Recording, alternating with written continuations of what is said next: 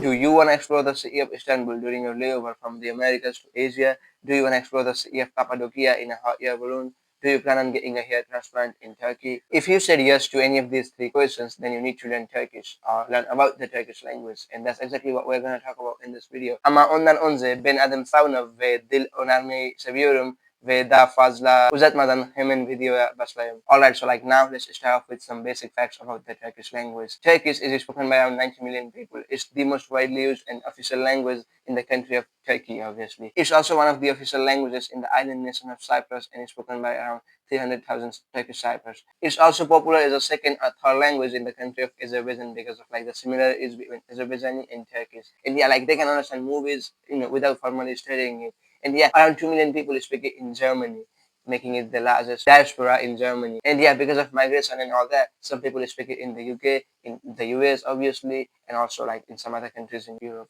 And yeah, if we talk about which language family, Turkish is a Turkic language, a family of about 40 related languages spoken by around 200 million people that stretches from the southwestern part of Europe all the way to like Siberia and Western China. And more specifically, Turkish belongs to the Urgus branch, or the southwestern branch of the Turkic languages, the same branch as languages like Azerbaijani and Turkmen. And yeah, Turkish is an agglutinative language. We will talk about that in a bit.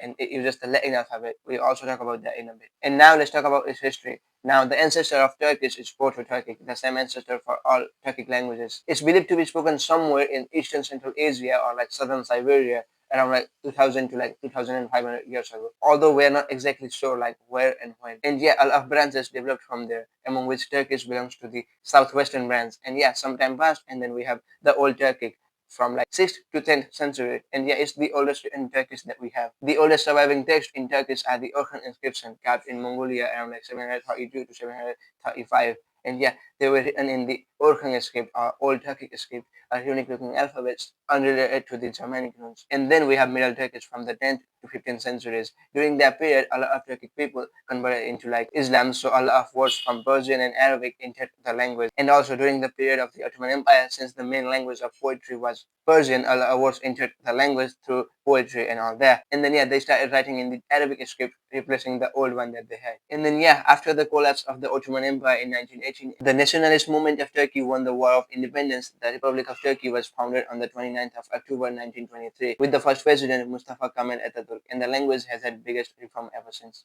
under Atatürk. The Arabic alphabet was replaced with the Latin alphabet, making it easier to read, and that helped to increase the literacy rate of Turkey. And yeah, many words of like Arabic and Persian origins were like tried to be replaced with the words of like Turkic origin or like newly created words. However, all everyday words are still of like Arabic and Persian origins. Like for example, from Arabic we have Hayat, Dunya, Insan, Kitab, and from Persian we have Sehir, Rank, Seker. And yeah, we will talk about it in a bit. And for me personally, like it makes a bit easier because like I can see the connection between Arabic, Persian, Urdu, and like spoken Hindi. So like it makes it a bit easier for me to like learn words in Turkish. And yeah, that's pretty much it about the history of the language. And now let's talk about its alphabet. Now, since Turkish is written in the Latin script, it's not a challenge for like many people learning it. However, like there are some sounds which are like a bit different from like what you're used to in English. Some sounds and some letters. Like for example, these are all the consonants in the Turkish language. And these ones are a bit different and they don't make like the sounds that you expect them to make. For example, this one makes a j sound and a ch sound, a sh sound. And this one makes a j sound, j, like a bit further in your mouth, like in vision, j. And this one makes a sh sound, sh, sh as in she. And then this one makes the r sound, r, like in Spanish, r, kind of like in Spanish. And this one, it doesn't make any sound. It just increases the length of the previous vowel. And then yeah, now we have vowels. And in Turkish, there's only like 8 vowels, making it a bit easier. And then yeah, they make like pretty much the sounds that you expect them to make, except like this one, a straight line, it makes a sound, isn't like but. And then yeah, there's like two classic ones for me, like and please somebody correct me in the comments. I mean, it's just not worth it anymore. Like no matter like how much you guys teach me, I just can't make these two sounds, like never. And now that you know all the vowels in Turkish, it's time to learn probably the most important concept in the Turkish language, vowel harmony. Vowel harmony means like all the vowels in a word have to have like the same features, like the frontness or rounding. For example, in Turkish, there's like two vowel harmony systems, like two-way and the four-way. Now, the two-way vowel harmony, also known as the a vowel harmony, it means like the suffixes, they have to take either a or a depending on the frontness of the last vowel of the root word. Like for example, if it's like a, e, o, u, the ones that you pronounce at the back of your mouth, then the suffix has to have like a in it. And if it's like e, a, u, you know what I mean, right? The ones that you have at the front of your mouth, then you need to use a in the suffix. For example, like plural suffix la or le, the word ev has like a front vowel, ev, like a. So you would say like evler, houses, and then the word okul has a back vowel at the end. So you would say like okular, meaning like prisons or schools, which basically mean the same thing, but you get the point. And then we have the four-way vowel harmony, also known as E-type vowel harmony. It's a bit hard, but bear with me, I'll get you. Okay, so like now suffixes have to choose between like a, e, and still like I just can't make them, just bear with me, you know what I mean. And now in this case you have to look at like two things, whether the vowel is at the front or at the back, whether it's rounded or unrounded. So if it's a or you will go with a. If it's a or e, you will go with e. If it's o or u, you will go with u. If it's like the one with like two dots, you will go with like for example, let's take the accusative case suffix. So like the word ev has like ev, so you would say evi. The word okul has like u, you would go with like okulu.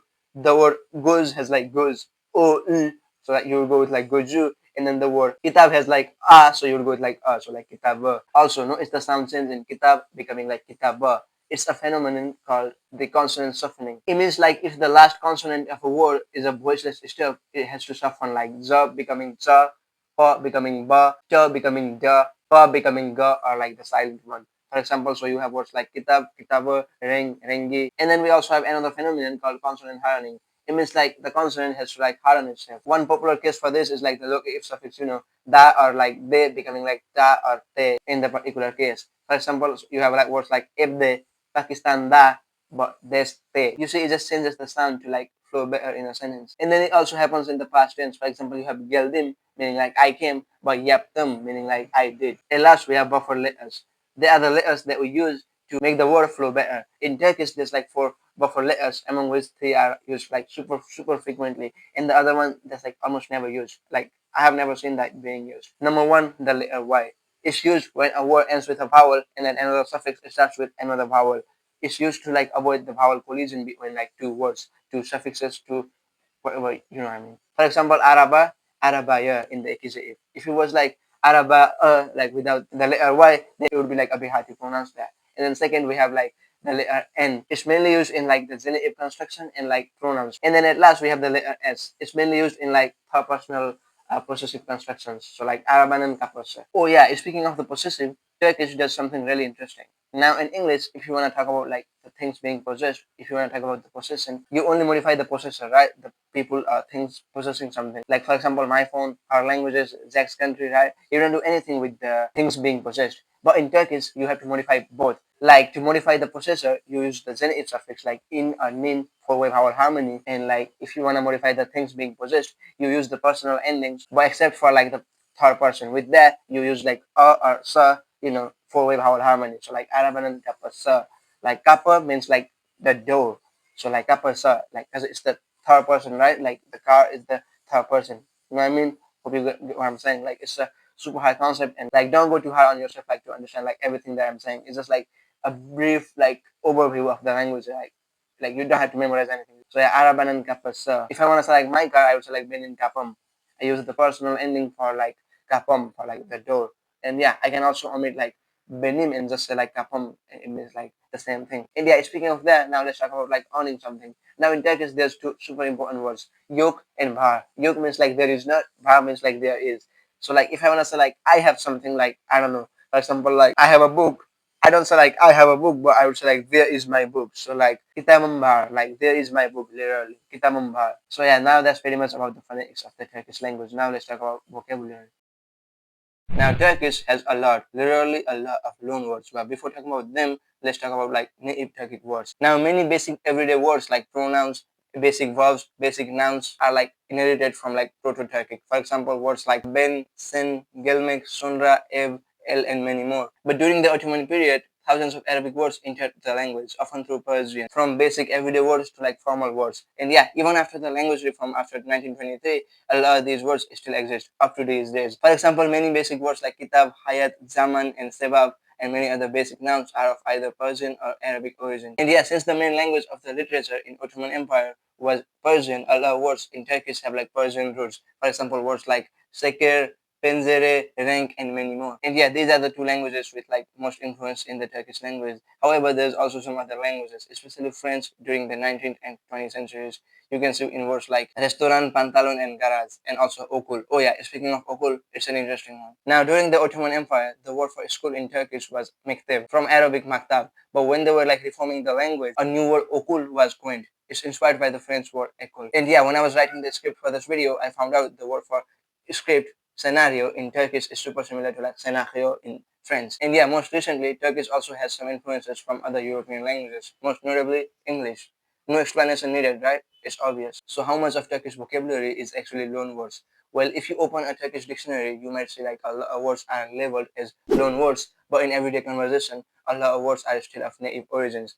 For example, in a sentence like Ben bugün yeni bir kitap aldım ama eve gelince okumadım. only the word kitab is of Arabic origin and the rest is like native. So I would say like around 80% of Turkish words are still native in everyday conversation. But I'm still surprised like how that can be true because like almost every other word that I encounter is of like Arabic, Persian or French origin. And the rest, the native ones, I just ignore them while learning because like, it's just hard. And now let's look at its grammar, some common suffixes. Now since Turkish is an agglutinative language, it's worth looking at a few suffixes in the language. For example, number one, verb suffixes. Now these are the basic pronouns in the language: ben, sen, o, biz, siz, unlar. Anyway, these suffixes to the verbs to conjugate them in the present tense. Un, sum, no suffix, uz, sunuz, and lar or lair. Now, all of these suffixes use four-way vowel harmony as I explained earlier, except lar or lair that uses two-way, which I also explained earlier. For example, yapmak, to do, yapıyorum, I'm doing, yapıyorsun, you're doing. Also, notice yapmak becomes like yapıyor.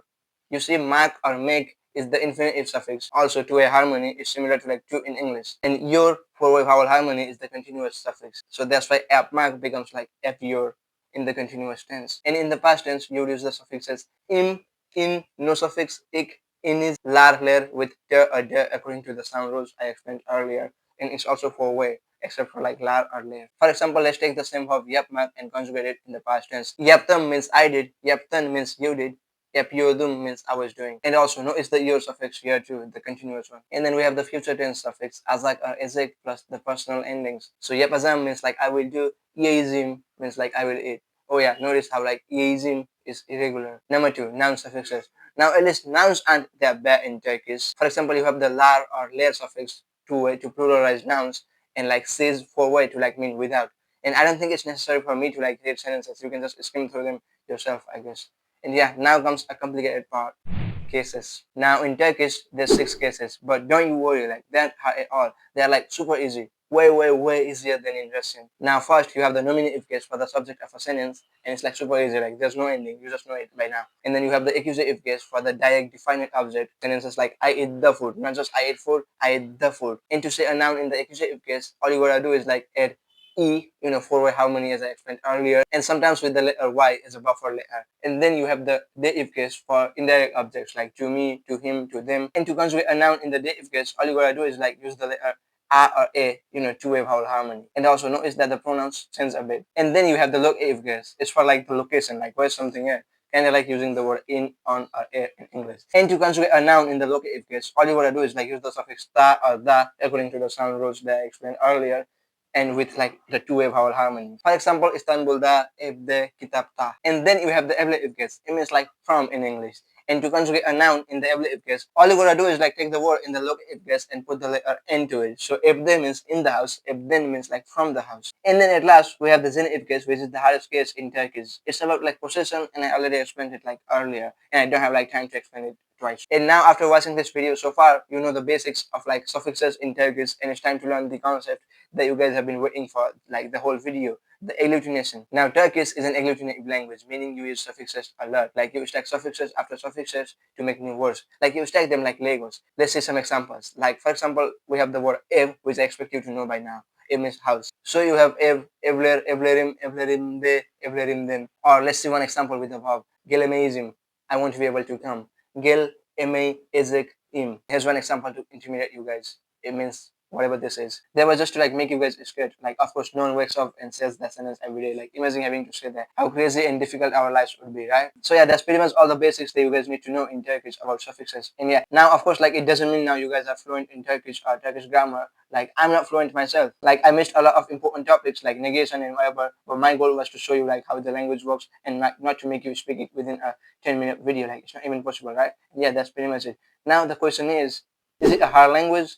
Well, in the beginning, yes, but only if you are coming from a language with agglutination or like all this stuff, because like it takes time to like get used to it. But in the beginning, like if I were to learn Turkish from scratch, like right now, I'll focus like the first I'll focus on the alphabet, and then like vowel harmony, like I'll focus like a lot on it, and then like learn a few common suffixes, and then like learn a lot of words, and like yeah, that's basically like how I would learn it. Because like right now, I've been learning it for like I think 7 months. I started back in like January 1st, 2026, but like I don't know much. Like my vocab isn't super strong, and I know like how the grammar works, but like I can't use the rules that I know like spontaneously like in a conversation. Like when I talk with native speakers in Turkish, I have to like mostly rely on other languages because like I haven't practiced like grammar yet like enough. You know what I mean? So yeah, I would like focus more on that, and that's pretty much it. Like it's a really beautiful language. It offers like really great culture and like linguistics. So I highly recommend like learning this language. And yeah, that's pretty much it. Thanks for watching. I'll see you in the next one. Till then, ciao.